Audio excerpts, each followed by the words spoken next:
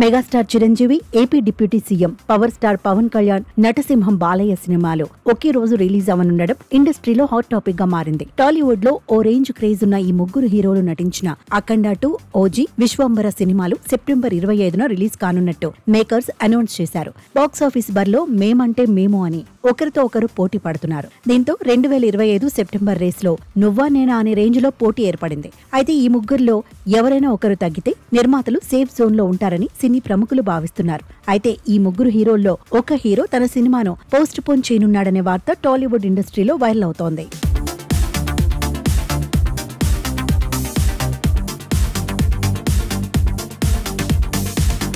ఈ 3 సినిమాలలో ఒక సినిమా సెప్టెంబర్ బాక్సాఫీస్ బరి నుండి తప్పుకోనున్నట్టు తెలుస్తోంది. కాకపోతే అది ఓజీ సినిమానా, విశ్వంబర సినిమానా, లేకపోతే అఖండ 2 సినిమానా అనే విషయంపై ఎలాంటి క్లారిటీ లేదు. ఈ 3 సినిమాలలో ఏదో ఒక సినిమా పోస్ట్ పోన్ అయి అక్టోబర్ 2న రిలీజ్ అవుతుందని ఇండస్ట్రీలో చర్చించుకుంటున్నారు. ఈ లెక్కన సెప్టెంబర్ బాక్సాఫీస్ పోటీ బాలయ్య వర్సెస్ పవన్ కళ్యాణ్ అవుతుందా, లేదా చిరు వర్సెస్ బాలయ్య అవుతుందా అనే విషయం ఆసక్తికరంగా మారింది.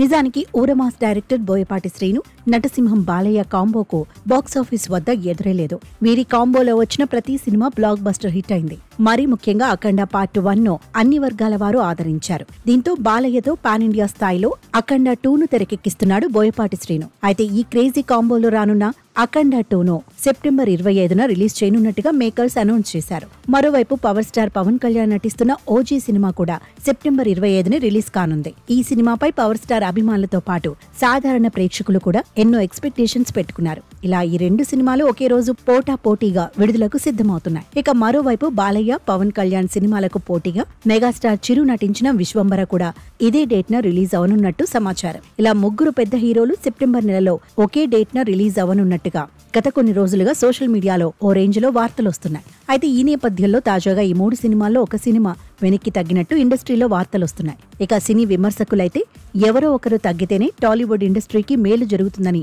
చెప్పకనే చెబుతున్నారు.